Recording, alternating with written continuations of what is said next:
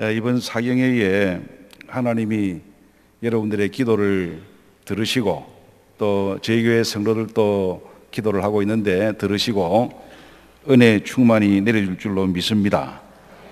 오늘 낮 시간에 식사를 하면서 저를 위해서 우리 당회장 목사님께서 금요 철학기도 시간에 교인들과 함께 기도해 주셨다는 말씀을 들었습니다. 제가 지금 허리 보호대를 차고 지금 설교를 하는데 지난 3월 8일 날 디스크 수술을 했습니다. 수술방에 들어가면서 다른 기도는 안 되고 하나님, 내가 경량교회 집회를 가야 되는데 큰일 났습니다. 하나님께서 집회 인도할 수 있도록 일으켜 세워주십시오. 그렇게 이제 기도를 했고, 그 기도를 들으시고 또 여러분들의 기도를 들으시고 수술한 그 다음 날 허리 보호대를 차고 걷기 시작했고, 입원을 6일 동안 했습니다마는 그 다음 주일날 설교를 하고 지금까지 그렇게 잘 움직이고 있습니다. 그래서 집회 앞에 두고 저 개인에게도 그런 치료를 해주셨는데, 사모하는 여러분들에게 짧은 시간이지만은 하나님의 치유의 역사와 은혜 충만한 역사가 있어지기를 축원합니다. 여러분들이 마음으로 준비하고 기도하면 이 집회 기간 동안에 또 오늘 저녁 이 집회 시간 동안에도 고침받는 분들이 있을 줄로 믿습니다. 그건 개인의 믿음과 준비입니다. 저는 그렇게 믿고 오늘 이 집회가 12강줄이 남는 은혜가 충만하도록 그렇게 준비를 해 오셨는데 하나님께서 그런 은혜를 주실 줄로 믿습니다. 이 목사가 이 설교하는 것은 하나님께서 영감을 주셔야 설교할 수 있는데, 우리 당회장 목사님으로부터 집회 부탁을 받았을 때에 이 말씀으로 하나님께서 주실 것 같다, 그런 나름대로 영감이 있었기 때문에 제목과 본문을 전달을 했습니다. 그래서 오늘 여러분들의 이 집회 시간 동안에 몸의 치유, 마음의 치유, 영적 치유, 은혜 충만한 역사가 있기를 바랍니다. 한번 기도하겠습니다. 거룩하신 아버지 하나님, 하나님의 은혜 가운데에 지난 45년 동안 경량교회를 하나님이 세워주신 것을 감사합니다. 하나님의 역사하심과 살아계신 것을 저희들 눈으로 보고 믿음으로 체험하고 오늘 이 자리에 함께 임하였나이다. 그동안 부흥사경회를 위하여 성도들이 기도로 준비를 해왔고, 오늘 첫날 저녁 시간 하나님 앞에 이 집회를 시작하온데 하나님의 은혜를 아리워 주시고, 특별히 이 시간 하나님의 말씀을 듣기 전에 마음을 모으고 하나님 앞에 먼저 예물로 준비하여 은혜 받을 그릇으로 준비한 주의 자녀들에게 신령한 은혜와 함께 땅에 기름진 축복도 나리워 주시고, 하나님 앞에 기도의 제목들을 일일이 적어서 예물과 함께 기도로 바치오니 이 예물을 기쁘게 연락하여 주시옵소서. 오늘 저녁에 부족한 종이 하나님의 성령의 도우심을 의지하고 이 자리에 서사오니 마음으로 준비된 주의 자녀들에게 하나님이 큰 은혜를 나리워 주옵소서. 구주 예수님의 이름으로 기도드리옵나이다. 아멘. 오늘 읽은 이 본문 말씀은 제가 14절부터 16절에 있는 말씀을 읽었는데, 그 앞에 12절에 있는 말씀을 제가 한 번 더 읽으면 이런 말씀입니다. 그러므로 피곤한 손과 연약한 무릎을 일으켜 세우고 너희 발을 위하여 곧은 길을 만들어 저는 다리로 하여금 어그러지지 않고 고침을 받게 하라. 이 고침을 받게 하라. 이 고침 속에는 몇 가지가 들어가 있는데, 우리의 몸의 치유, 우리 마음의 병든 마음과 정서의 치유, 우리 영혼의 질병의 치유, 이런 내용들이 거기에 담겨 있다 생각을 합니다. 그리고 14절 말씀에 보니까 화평함과 거룩함을 따르라. 이것이 없이는 아무도 주를 보지 못한다. 그래서 오늘 제가 읽은 이 말씀 가지고 첫째는 이 화평함에 대해서 좀 말씀을 드리고, 두 번째는 거룩함에 대해서 말씀을 드리고, 세 번째는 하나님을 본다, 주를 보지 못한다 하는 이 본다는 말씀을 드리고, 결론으로 이 히브리서 전체의 결론을 제가 여러분과 함께 생각하고자 하는 것입니다.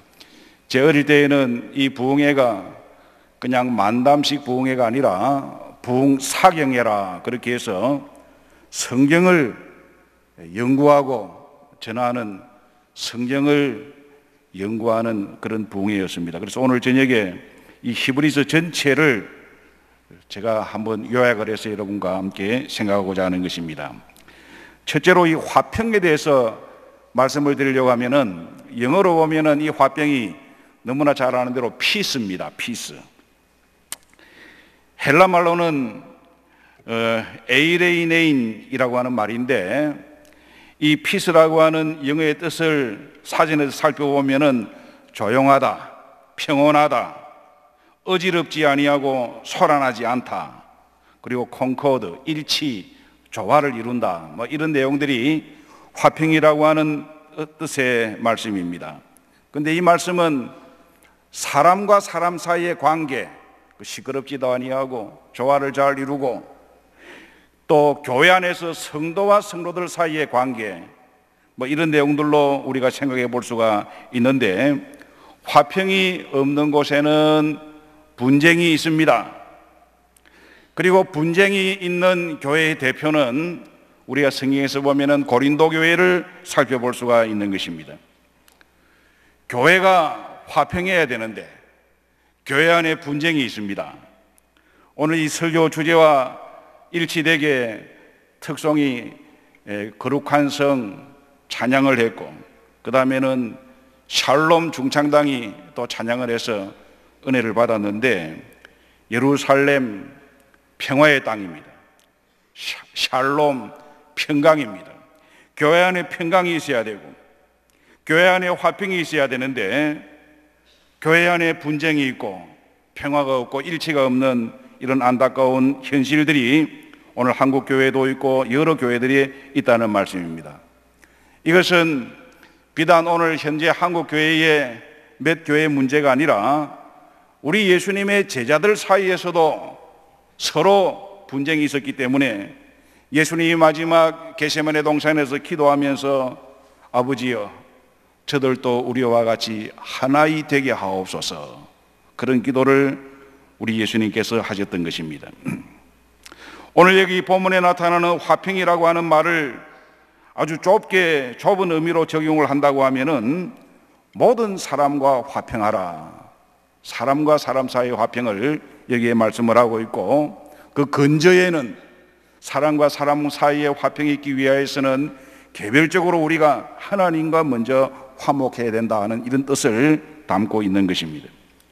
고린도후서 5장 11절에 보면은 누구든지 그리스도 안에 있으면 새로운 피조물이라, 그리고 우리는 그리스도 안에서 화목하게 하는 직책을 받았다, 그렇게 말씀을 합니다. 우리가 하나님과 먼저 화목해야 됩니다.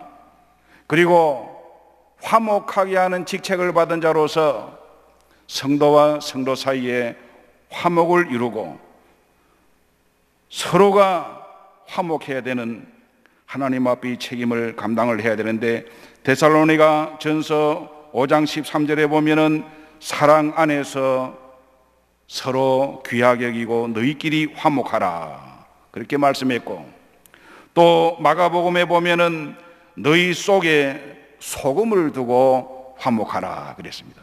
그냥 좋은 게 좋다고 적당하게 넘어가고 적당하게 봐주는 것이 아니라 소금을 두고 화목하라. 소금은 맛이 짜고 부패하는 것을 방지하고, 소금이 더러우면 안 됩니다. 입이 더러우면 안 됩니다. 생활이 더러우면 안 됩니다. 그래서 마태복음에 보면은 거룩한 것을 개에게 주지 말고 너희 진주를 돼지 앞에 던지지 마라. 이것이 소금을 두고 성도가 간직해야 될 정결과 거룩을 두고 하는 말씀인 것입니다. 화평은 먼 곳에 있는 것이 아니라 가까이에서부터 시작을 해야 되는데, 하나님을 사랑한다고 하면서 형제를 미워하는 것은 거짓이라고 말씀을 하고, 눈에 보이는 형제를 사랑하지 못하면서 눈에 보이지 아니하는 하나님을 사랑한다는 이것은 위선에 가까운 것이라, 이렇게 말을 할 수가 있는 것입니다. 교회 안에 믿음이 아주 좋은 중직자가 있습니다. 교회 안에 성도들과 서로 만날 때에는 그 사람이 굉장히 믿음이 좋고 사랑이 깊은 것 같은데, 신방 가서 살펴보면은 같이 믿는 동생인데 다른 교회 나가는 동생 별로 관계가 안 좋은 것 같고, 같이 모시고 사는 어머니하고도 관계가 안 좋고, 그 아버지가 국가유공자로서 정부에 돌아가시고 난 다음 유복자로 태어났지만은 그 아버지한테 나오는 그런 연금을 어머니 몫으로 가는데, 그것을 그냥 교회 중직자가 모시고 있다면서 다 받아서 생활로 쓰는 이러한 경우도 이제 교회에서 볼 수가 있는데, 여러분, 이것이 진정한 화평이 될 수가 없는 것입니다. 화평은 가정에서, 가족 가운데, 가까운 사람, 거기서부터 출발이 되어야 되는 것입니다. 화평케 하는 자가 하나님의 아들이라, 그렇게 성경이 밝힙니다. 아들이 아버지를 날마다 보는 거예요. 집에서 아버지가 아들을 보고 아들이 아버지를 보고, 그러니 평화를 만드는, 화평하는 자가 하나님의 아들입니다. 성도 간에 화목이 없는 것은 죄가 가로막고 있기 때문에 그렇는데, 여러분, 평화를 이루기 위하여서 형제가 형제에게 잘못한 것을 먼저 회개하고 용서를 비는 이것이 화평의 첫 번째 걸음이라고 할 수가 있는 것입니다. 우리 교회에 얼마 전에 한 분 목사님을 모셔가지고 말씀을 들으면서 그분이 무슨 치유의 집회를 한다고, 제가 저희 교회에서 35년 목회하는 가운데 그런 집회는 하지 않았습니다만은 뭐 떠들썩한 집회가 아닙니다. 내가 잘 아는 후배 목사님이고, 그런데 그 목사님이 뭐 특별한 은사가 아니라 자기가 설교하고 그러는 가운데에 그 집회도 가든지 자기 교회에서든지 기도할 때 이런 치유의 역사가 있다 해서 몇몇 교회 이야기를 듣고 난 다음에 한번 그분을 모셔서 저녁에 집회를 한번 해보았어요. 근데 그 별 이야기 아니에요. 별 이야기 아니고 하나님의 말씀을 전하는 가운데에 오늘 이 자리에 앉아 계신 분들 가운데에 설교 듣는 가운데 고침받는 분이 있을 것입니다. 그렇게 말씀을 하고, 그리고 기도도 떨썩하게 기도하는 것이 아니에요. 근데 설교 내용을 들어보니까, 여러분, 아픈 사람 잠깐 기도받기 원하는 사람 한번 기도하겠습니다 그러면서 떠들썩하게 기도하는 것도 아니고, 주제가 뭐냐면 여러분들이 용서하십시오.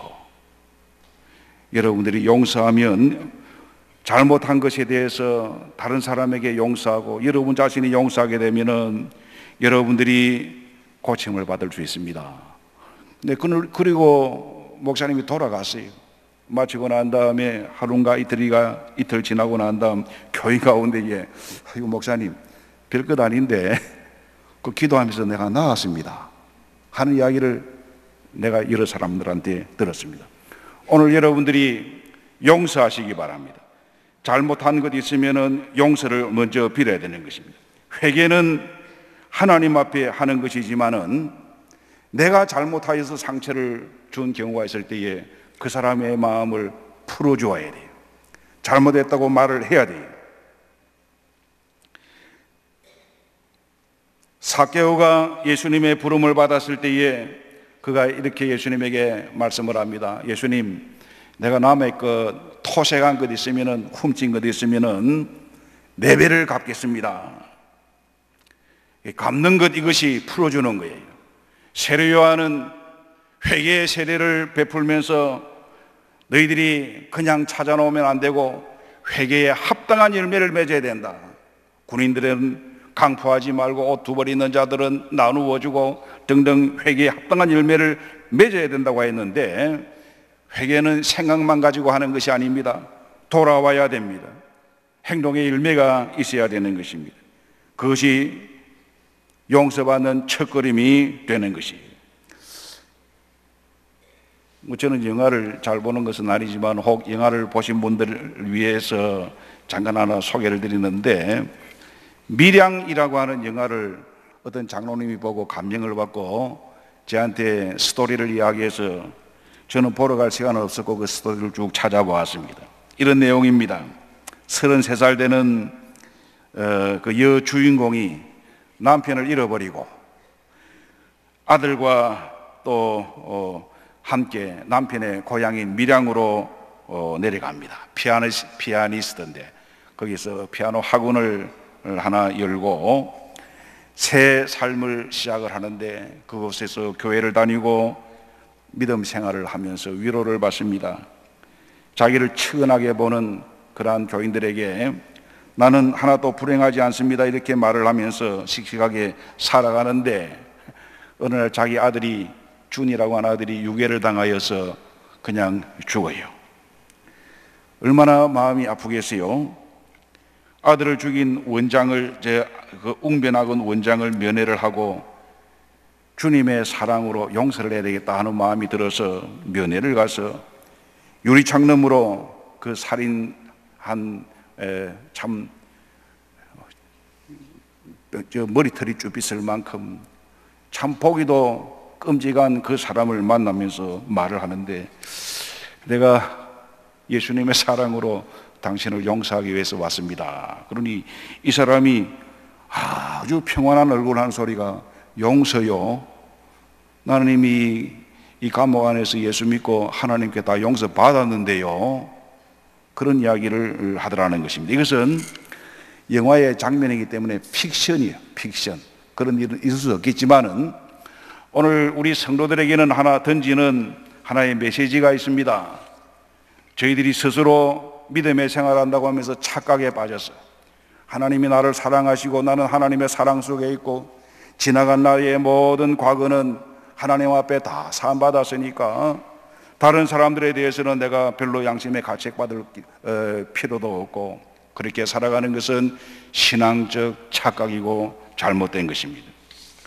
오늘 우리가 잘못한 나의 일들에 대하여 용서를 구하는 이것이 화평을 이루는 첫 번째 길이라고 말을 할 수가 있어요.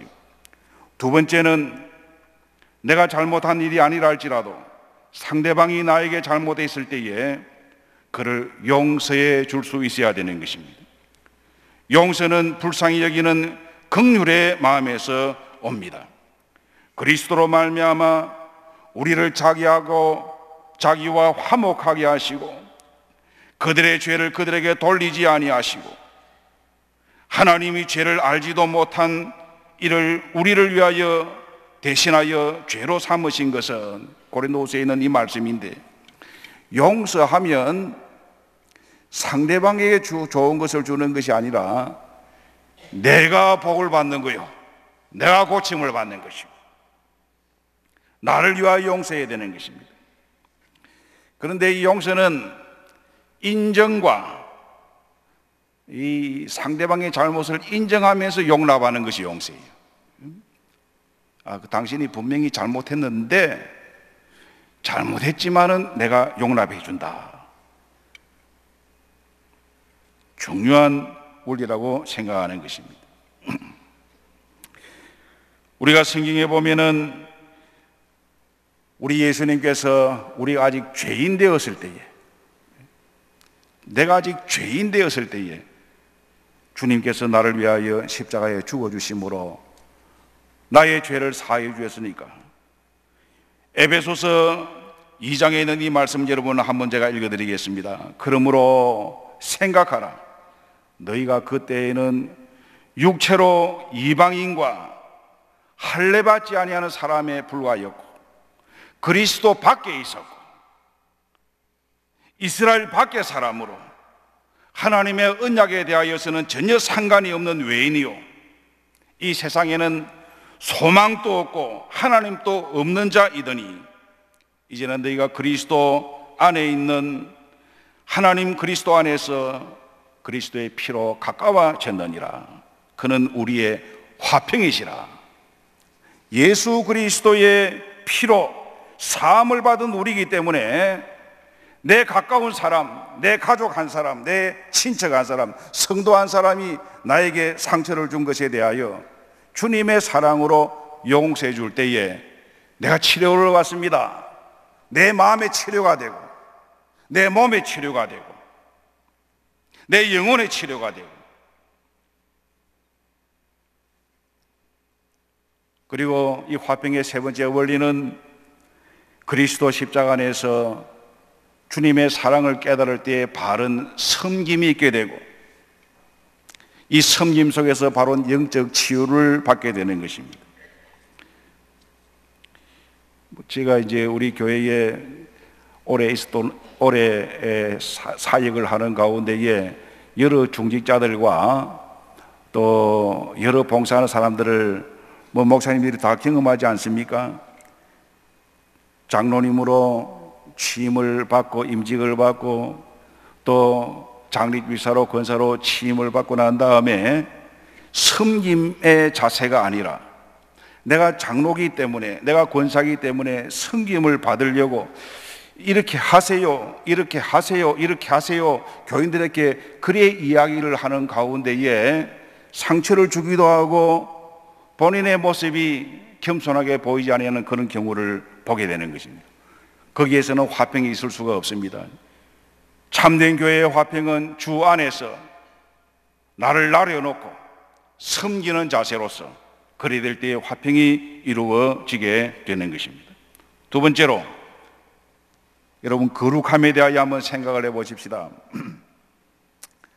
이 거룩이라고 하는 것은 우리 하나님께서 출애굽을 한 이스라엘 백성들에게 강하게 요구한 말씀입니다. 출애굽기 19장에 보면은 너희가 거룩하라. 내가 너희를 애굽 땅에서 독수리 날개로 업어오는 것처럼 불러내었는데 너희는 나에 대하여 제사장 나라가 되고 거룩한 백성이 되라.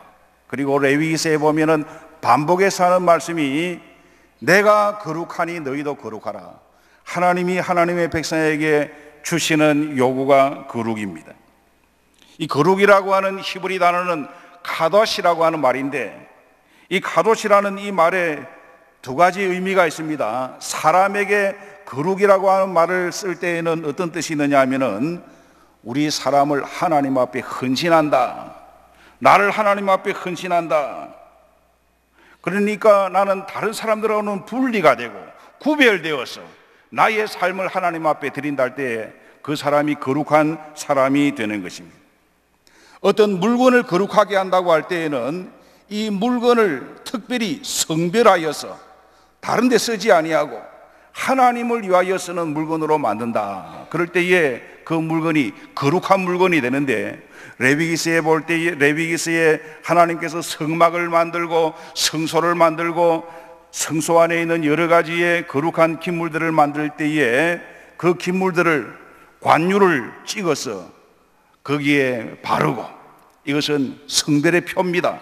이 물건은 하나님을 위하여 쓰겠습니다 하는 표입니다. 우리 사람을 하나님 앞에 바칠 때에 그거는 하나님 앞에 헌신한다는 그런 의미가 있습니다. 모세가 하나님의 부름을 받을 때에 하나님이 모세가 들리는 음성으로 이렇게 말씀을 했어요. 네 발에서 신을 벗어라. 네가 선 곳은 거룩한 땅이니라. 여러분 어떤 의미입니까? 그 땅, 모세가 하나님을 만났던 그 땅만 거룩한 것이 아니라 발에서 신을 벗으라는 이 의미는 네가 지금까지는 세상을 향하여 걸어갔고 그 세상을 향하는 신발을 신었지만은 이 시간 이후로는 너는 나를 향하여 살아야 된다, 하나님을 향하여 살아야 된다는 그런 의미가 담겨 있는 것입니다. 여호수아에게도 하나님이 같은 말씀을 주셨어요. 똑같은 말씀입니다. 네가 선 곳은 거룩한 땅이니 신을 벗어라. 그 땅이 거룩한 것이 아니라 너는 거룩한 사람으로 너의 가치관과 너의 재산과 너의 삶이 하나님을 향하여야 된다 하는 그런 의미가 담겨 있는 것입니다. 그래서 우리는 이 레위기에서 거룩의 참된 뜻을 발견할 수가 있는데, 여러분 이 레위기가 참 딱딱하지 않습니까? 읽을 때에 레위기의 맨 앞부분은 내용이 하나님 앞에 드리는 제사의 종류를 설명하고 있어요. 번제를 드릴 때 어떻게 드려야 된다. 소제, 속제제, 화목제, 속건제, 이런 5가지의 제사를 거기에 쭉 열거하고 아주 구체적으로 예배를 드릴 것 하나님께서 이렇게 가르쳐 주셨습니다. 제사는, 예배는 무엇이냐 하면 하나님을 만나는 것이 예배입니다. 제사는 하나님을 인정하는 것입니다. 하나님이 계시기 때문에 예배를 드리는 거예요. 하나님이 계시기 때문에 그 앞에 내가 물질을 드리고 하나님의 복을 구하고 하나님께 영광을 돌리는 것이 예배입니다. 잠언 3장에 있는 말씀처럼 범사의 그를 인정하라. 하나님을 인정하는 데서 드림이 있고 예배가 있고 제사가 있고, 그 제사를 통하여 하나님을 만나고 예배를 통하여 하나님의 음성을 듣는데, 주일마다 목사님의 강단에서 나오는 말씀이 여러분들이 하나님을 만나는 시간이고, 그 말씀이 여러분의 심령을 움직이고 때려야 되고 결단을 해야 되고, 그래서 이 레위기서는 처음에는 제사에 대해서 설명을 하고 있어요. 그 다음에 나오는 내용이 뭐냐면은 제사장에 대한 내용입니다.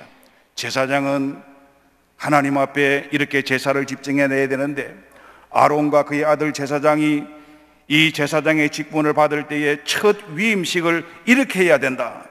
이 제사장은 몸을 씻고 속옷을 입고 겉옷을 입고 띠를 띠고 흉배를 붙이고 머리에 관을 쓰고, 그 관 앞에는 패를 달고, 그 패가 뭐냐, 이름을 짓기를 여호와께 성별이라, 그렇게 패를 달고, 이것이 제사장이 해야 될 그러한 의복과 제사법에 대한 가르침인 것입니다.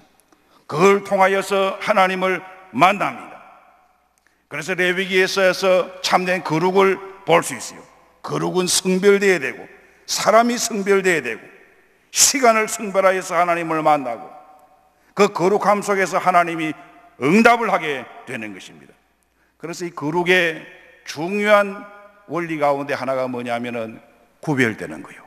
세퍼레이티드, 구별되는 것이 거룩의 가장 중요한 요소라고 할 수 있어요. 구별이라고 하는 말은 똑같지 않다는 말씀입니다. 유별나다는 말씀입니다.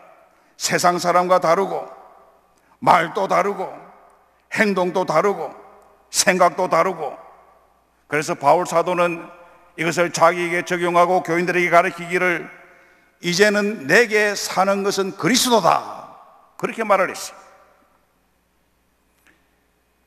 중들도 유별나게 몸 치장을 합니다. 머리를 깎고 승복을 입고, 천주교 사제들도 머리에 빵모자를 쓰고 밖에 나가면 누구든지 알 수 있도록 옷을 치장을 합니다. 그런데 제사장은 예복만 입는 것이 아니라, 겉으로 몸을 가리는 것이 아니라 속옷부터 갈아입어야 되고, 속옷을 갈아입기 이전에 먼저 몸을 씻어야 되고, 머리에 관을 쓰고, 그리고는 항상 눈앞에 볼 수 있도록 여호와께 성별이라, 그것을 달아서 거룩한 생활하는 것이 제사장의 생활인 것입니다.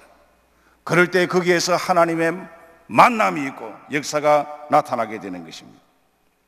말이 구별되어야 되고, 남을 허물하지 않아야 되고, 진실을 말해야 되고, 그것을 빌립보서 4장 6절에 보면은 다른 말로 이렇게 표현했어요. 거룩이 뭐냐? 무엇이든지 참되며, 무엇이든지 경건하며, 무엇이든지 옳으며, 무엇이든지 정결하며, 사랑받을 만하며, 칭찬받을 만하며, 무슨 덕과 기림이 있어야 된다. 이것이 성도의 삶입니다. 화평함이 있을 때에 거기서 하나님이 만나주시고, 거룩함이 있을 때에 하나님이 우리에게 나타나주시고 말씀을 내주시는 것입니다. 그래서 우리 예수님께서 설교하시면서 너희의 착한 행실을 보고 하늘에 계신 너희 아버지께 영광을 돌리게 하라, 그렇게 말씀을 했어요. 우리 성도는 예배 시간에 하나님 앞에 성별될 뿐만 아니라 우리의 생활 속에서 구별된 생활로 악을 멀리하고 말의 구별이 있고 삶의 구별이 있고 그걸 통하여 하나님 앞에 영광을 돌릴 수 있는 성도가 되기를 축원합니다. 세 번째로 넘어갑시다. 하나님을 본다고 그랬어요. 이 본다는 말씀이 어떤 말씀이냐? 우리가 하나님을 볼 수 있습니까? 우리 가운데 하나님을 본 사람은 아무도 없습니다. 앞으로도 없을 것입니다. 그것은 요한 1서에 있는 말씀 보면 우리 가운데 하나님을 본 자는 아무도 없다고 했고, 하나님은 우리 눈으로 볼 수 있는 대상이 아니기 때문에 하나님을 볼 수가 없는 것입니다. 그런데 오늘 읽은 이 말씀 가운데 하나님은 소멸하는 불이라 하는 표현이 29절에 있어요. 이 표현은 특별한 의미를 가지고 있는데 우리가 분명한 사실을 뭐라고 말을 하느냐면은 불보듯 뻔하다 그렇게 말하지 않아요? 불보듯 뻔하다. 하나님의 형상은 우리가 눈으로 볼 수 없지만은 하나님의 존재하심과 역사하심과 우리의 기도를 들어주심과 우리의 간구를 들어주시고 하나님이 함께 하시는 그 사실이 분명하다는 그런 표현을 소멸하는 불이라 하나님을 본다 이런 표현으로 기록을 하고 있는 것입니다. 모세 그는 시내산에서 하나님을 불타는 떨기나무 속에서 보았습니다. 눈으로 본 것이 아니라 하나님의 음성을 듣고 하나님의 존재를 확인하고 내가 무슨 일을 해야 될 것인지 하나님으로부터 분명한 소명을 받은 것이 모세였습니다. 엘리야도 하나님을 보았습니다. 눈으로 본 것이 아닙니다. 그는 갈멜산에서 바알과 아세라 신을 섬기는 제사장들을 척결하고 난 다음에 두려움과 고독 속에서 도망을 가서 로뎀나무 앞에 쓰러졌고, 그는 호렙산에 가서 굴 속에 들어간 이후로 큰 바람과 폭풍과 불과 지진과 그러한 자연현상을 통하여서 두려움에 떨었지만은 그 다음 그의 귀에 들린 것은 세미한 음성으로서 하나님께서 말씀을 하시고, 엘리야야 너가 해야 될 일이 있다, 사명이 있다, 그것을 분명히 밝혀주실 때에 엘리야는 하나님을 본 것입니다. 자기를 대신하여 엘리사 선지자를 세웠고 다 하나님을 본 것입니다. 하나님을 본다는 말의 확실한 의미는 하나님의 존재를 뜻합니다. 명약관화하다, 불보듯이 뻔하다. 분명히 존재하기 때문에 우리는 그 앞에 예배를 드리고, 분명히 존재하기 때문에 그 이름을 부르고 그 앞에 기도할 때 응답을 받고, 사무엘은 어릴 때 하나님의 존재를 깨달았습니다. 사무엘아 사무엘아. 다윗은 청소년 때 골리앗을 쳐 죽이면서 하나님의 존재를 확인을 했습니다. 야곱은 장년 때 그의 외삼촌 라반의 집을 향하여 가다가 베델에서 꿈의 사닥다리를 통하여 하나님의 음성을 듣고 천사를 보면서 하나님이 살아계신다, 내가 하나님을 보았다는 확인을 하게 된 것입니다. 하나님을 보는 것은 나의 문제가 아닙니다. 어릴 때에 하나님을 만나고 볼 수가 있어요. 청년 때, 장년 때, 노년 때도 볼 수 있어요. 우리의 믿음의 삶 속에서 하나님이 내 기도 들어주시더라, 하나님이 내 기도에 응답하셨다, 이 일 한 것을 보면 하나님이 하신 일이다, 그걸 확신하게 되면 그 사람은 하나님을 본 사람이라고 할 수가 있는 것입니다. 새로운 피조물이 하나님을 볼 수가 있는데, 믿음 안에서 새로 된 사람이 하나님을 볼 수 있는데, 그 사람은 화평한 사람으로, 하나님과 화목한 사람으로, 회개한 사람이고 하나님 앞에 거룩하고 정결한 사람이 되었을 때에 하나님이 그에게 나타납니다. 병 고쳐달라고 기도할 때에 하나님이 그 기도를 들어주셔서 고침을 주셨을 때에 그 사람은 믿음의 삶 속에서 하나님을 만난 사람이라고 할 수 있어요. 표적을 보지 아니하고도 하나님이 살아계신 것을 깨달을 수 있는 사람은 하나님을 본 사람입니다. 오늘 이 자리에 계신 여러분들 가운데에서는 하나님을 본 사람이 많이 있을 줄로 믿습니다. 우리의 믿음의 생활 속에서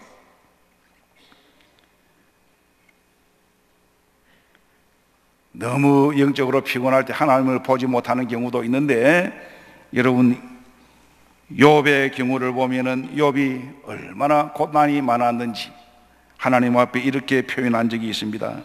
하나님, 내가 앞으로 가도 계시지 아니하고 뒤로 가도 보이지 아니하고 왼쪽에서도 일하시지만은 내가 볼 수가 없고 오른쪽으로 돌이키지만은 하나님 배울 수가 없습니다.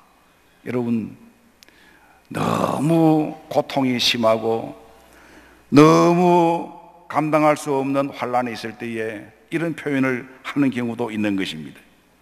그러나 오늘 우리가 하나님을 보는 것은 몇 가지 면에 있어서는 저는 분명히 볼 수 있다고 생각하는데, 첫 번째는 역사적인 사건을 통하여 우리는 하나님을 볼 수가 있습니다.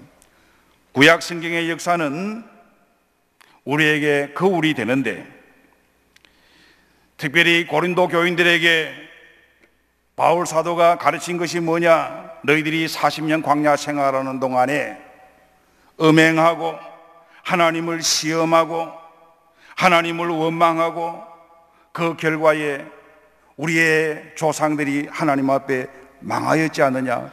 이것을 보고도 너희들이 깨닫지 못하느냐? 이렇게 책망하였습니다.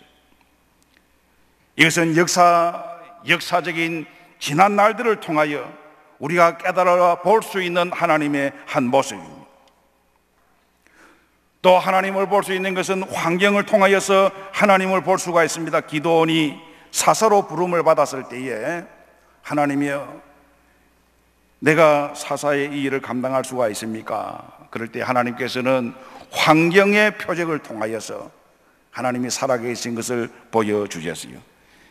저는 이 45주년 경양교회 역사를 오늘 기념하면서 희년을 5년 앞에 두고 이 집회를 하는데, 전에도 제가 몇 차례 경양교회 건물과 와서 본 적은 있지만은 오늘 와서 볼 때에 45년 동안에 하나님이 경양교회를 통하여 이루어가신 것을 보면, 처음에 원로 목사님이 부산에서 올라올 때 아무것도 가지고 온 것이 없었는데 이거 하나님이 하신 일이다.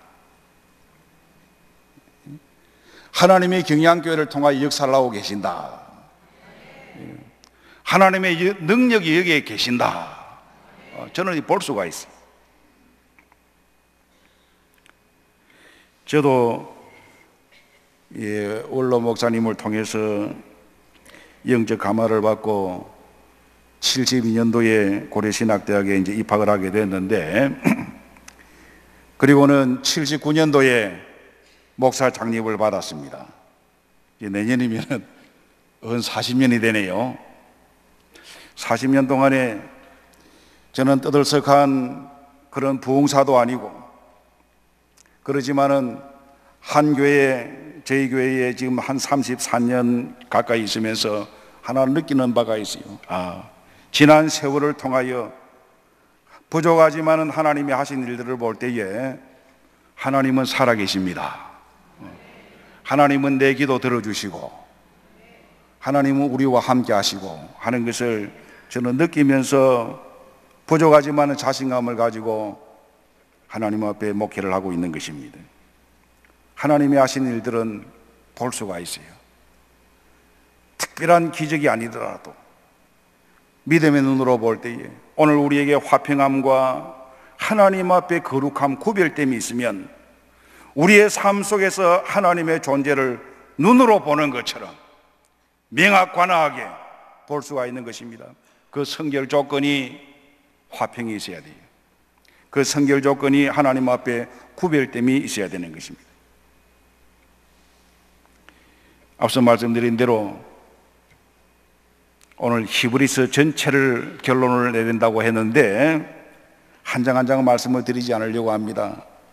그러나 오늘 이 제목 가지고 이 히브리서를 다시 한번 마지막 결론을 한번 생각을 하겠는데, 히브리서의 주제가 무엇일까요? 혹시 여러분들은 이제 물어보세요. 히브리서 가운데에 한 장을 특별히 꼽아서 말한다고 하면 어느 장을 들어서 말씀할 수 있습니까? 히브리서 11장이 무슨 장입니까? 믿음장. 고린도전서 15장은 무슨 장입니까? 부활장. 고린도전서 13장은 무슨 장입니까? 사랑장. 히브리서의 전체 주제를 저는 기독론이라고 말을 할 수가 있어요. 예수 그리스도가 누구시냐 하는 이것이 히브리서 1장부터 13장까지 전체의 내용이라고 생각합니다. 그래서 1장 3절에 보면은 하나님은 마지막 날 그 아들을 우리에게 보내주셔서 말씀을 하셨는데, 그 아들은 만유의 상속자요 모든 세계를 지으신 분으로 하나님의 영광의 본체요 하나님의 형상이라. 히브리서 1장이 그렇게 말씀합니다. 예수 그리스도는 하나님 자신이다. 예수 그리스도는 하나님의 영광의 본체다. 예수 그리스도는 천사하고 비교할 수가 없는, 천사보다도 훨씬 우월하신 분이다. 1장에 그렇게 말씀을 하면서, 그런데도 예수님이 이 세상에 오신 것은 이 땅에 살아 계실 동안에는 천사보다도 조금 못한 모습으로 그렇게 사셨다. 이유가 뭐냐? 죽음을 당하셨기 때문에.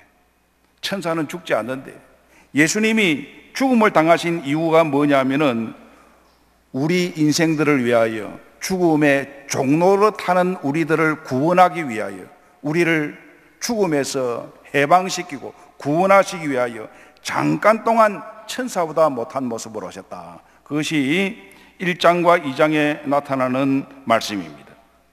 그리고 히브리서 3장에 보면은 이 예수님을 우리의 믿는 도리요 사도요 대제사장이라 그렇게 말씀을 했습니다. 이 히브리서는 레위기서와 서로 연결되면서 설명을 하고 있는데, 이 대제사장에 대한 설명을 하면서 예수님이 우리의 믿음의 도리라, 우리의 믿음의 근거라, 이 예수님에 대한 믿음에서 너희들이 떨어지지 않도록 하기 위하여 성도들끼리 매일마다 서로 피차 권면하고 죄의 유혹에 빠지지 않도록 믿음의 도리가 되는 예수 그리스도가 대제사장이다. 하나님의 아들이시요 우리의 믿음의 도리라 하는 이 말씀이 3장, 4장 계속해서 밝히고 있는 것입니다. 대제사장에 대해서는 이렇게 말씀을 합니다.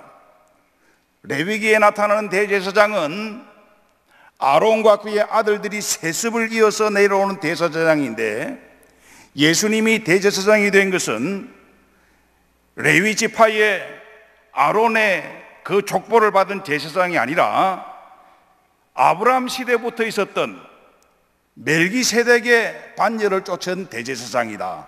그렇게 히브리서 설명합니다. 무슨 말이냐면은 이 멜기세덱은 족보도 없고 언제 시작했는지도 모르고 죽은 날도 없는데, 아브라함이 롯을 구출하고 돌아올 때에 아브라함에게 축복을 해주고 아브라함이 그에게 11조를 바쳤지 않느냐. 예수님이 대제사장이 된 것은 시작도 없고 끝도 없는 이 멜기세덱 대제사장의 반자처럼 예수님은 시작과 끝이 영원하신 한 분뿐인 대제사장이다 하는 것을 밝히고 있는 것입니다.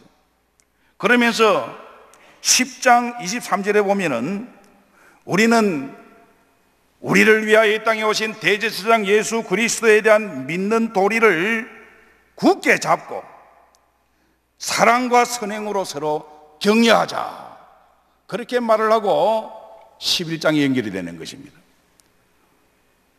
믿음의 증인들을, 구약에서부터 내려오는 여러 믿음의 사람들을 열거하면서 이 사람들이 예수 그리스도 우리의 구주에 대한 믿음이다, 이렇게 연결을 시키고 있습니다.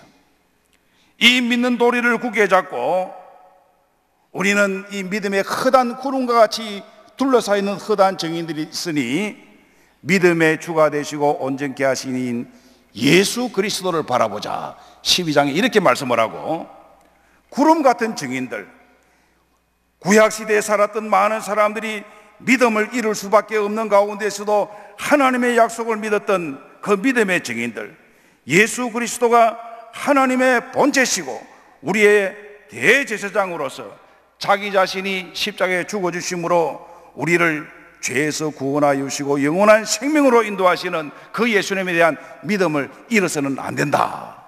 이 12장까지의 말씀이에요. 그리고 나오는 말씀이 이제 오늘 본문과 연결이 되는 것입니다. 그러면서 조금 읽어드리면 이런 말씀입니다. 믿음의 주여 온전케 하신 이는 예수를 바라보자. 너희가 피곤하여 낙심하지 않아야 한다. 그러면서 한 가지 말씀을 하는 것이, 아버지가 아들에게 징계를 하지 않느냐, 징계를 받는 자식들이 낙심해서는 안 된다. 하나님은 우리의 유익을 위하여 징계를 주시는데, 징계를 받을 때에는 슬픈 것 같아도 이 징계를 통하여 연단한 사람에게는 하나님이 의와 평강의 열매를 주신다. 그렇게 말씀을 하면서 중요한 말씀이 이 징계라고 하는 말씀이에요. 이 징계라고 하는 말이 헬라 말로 보면은 파이데이아라고 이렇게 기록이 되어 있는데 중요한 말씀이에요. 교육학에서 보면 이 파이데이아라고 하는 말이 굉장히 의미가 있습니다. 교육이라고 하는 말이에요. 교양이라고 하는 말이 될 수도 있어요. 또 훈련한다고 하는 디사이플이라고 하는, 디시플린이라고 하는 이런 말이 될 수도 있어요.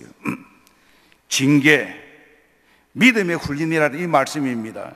너희가 믿음의 자리에 굳세지 못하고 흔들릴 때에 하나님께서 훈련을 지켜주기 위하여 너희의 고통을 주고 너희에게 어려움을 주고 그 속에서 너희들이 하나님 앞에 훈련을 받아서 믿음의 교육을 받는 그런 의미가 이 징계라고 하는 의미 속에, 단어 속에 담겨 있는 것입니다.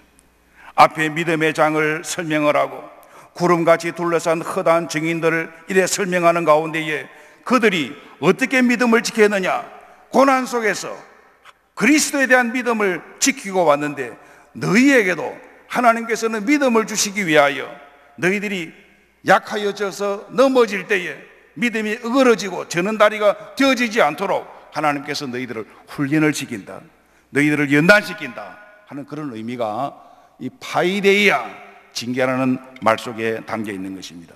그리고 그 이후에 나오는 말씀이, 그러므로 너희들은 피곤한 손과 연약한 무릎을 일으켜 세우고 너희 발을 위하여 곧은 길을 만들어 저는 다리로 하여금 어그러지지 않고 고침을 받고, 그리고는 모든 사람과 더불어 화평함과 거룩함을 쫓고 이것 없이는 주를 보지를 못하는데 음행이나 더러운 것이나 너희 속에 쓴뿌리가 나지 않도록 하고, 그런 이후에 히브리서 13장의 결론이 뭐냐면은 형제를 사랑하고 손대접을 잘하고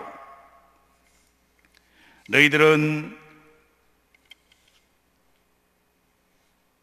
갇힌 자를 돌보고 결혼을 귀히 여기고 돈을 사랑하지 말고 하나님의 말씀을 전하는 종을 생각하고 순종하고 복종하고 마음을 은혜로서 굳게 하고 항상 찬미의 제사로 하나님께 찬송을 드리고 모든 일을 선하게 하는 자들이 되어야 할지니라.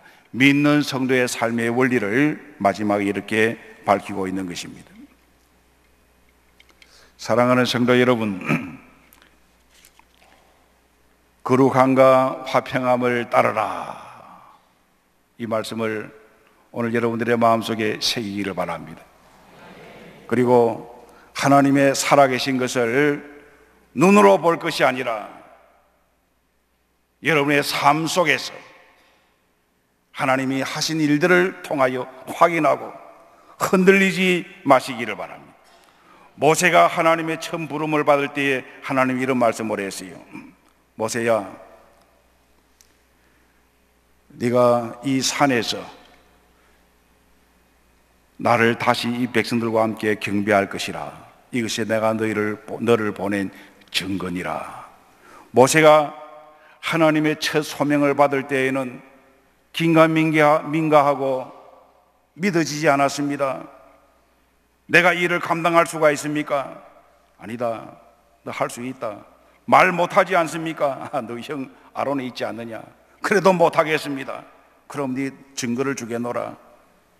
뱀이 되고 지팡이를 던지고 하는 이런 증거를 보여주시고 나서도 모세가 하나님 앞에 망설일 때에 하나님이 하신 말씀이 이렇습니다. 네가 그 백성들이 끌고 애굽 땅에서 나와서 이 산에서 나에게 제사를 드릴 것인데 이것이 내가 너를 보낸 증거라. 그 말씀을 들을 때에는 말씀하신 그 증거는 그 당시에는 이루어지지 아니하고 3개월 뒤에 이루어지고 한참 뒤에 이루어질 것이었지만은 그때 시내산에서 하나님의 장막을 만들고 출애굽을 하고 나서 1년이 되고 난 다음 성막을 만들어 하나님 앞에 제사를 드리면서 모세는 확신을 하게 된 것입니다. 하나님 주의 말씀대로 이곳에서 제사를 드리면서 백성들과 함께 엎드리면서 하나님이 하시고 보내주신 일을 내가 확인할 수가 있었습니다. 그것이 40년 동안 모세를 붙들어 주었던 그의 믿음의 근거가 되었던 것이에요. 앞서 말씀드린 대로 하나님이 역사하시는 이 일들을 경양교회를 통해서 보고 있습니다. 오늘 여러분들의 짧은 믿음의 생활 속에서도 하나님이 나에게 함께 하시고 힘주시고 역사하시고 기도를 들어주셨던 그런 흔적이 있으면 흔들리지 말고 연약한 무릎을 바로 세우고 연약한 손과 무릎을 세우고 나의 믿음의 다리를 튼튼하게 해서 길을 곱게 하고 우리의 신앙의 고침을 받고 하나님이 함께 하시고 나의 삶을 통해 하나님의 영광을 받아주시옵소서. 나는 하나님 앞에 헌신하는 사람으로 거룩한 사람으로 나의 몸과 마음과 모든 것들을 하나님 영광에 하여 쓰겠습니다. 이런 마음의 결심이 오늘 밤에 여러분 모두에게 있어지기를 축원합니다.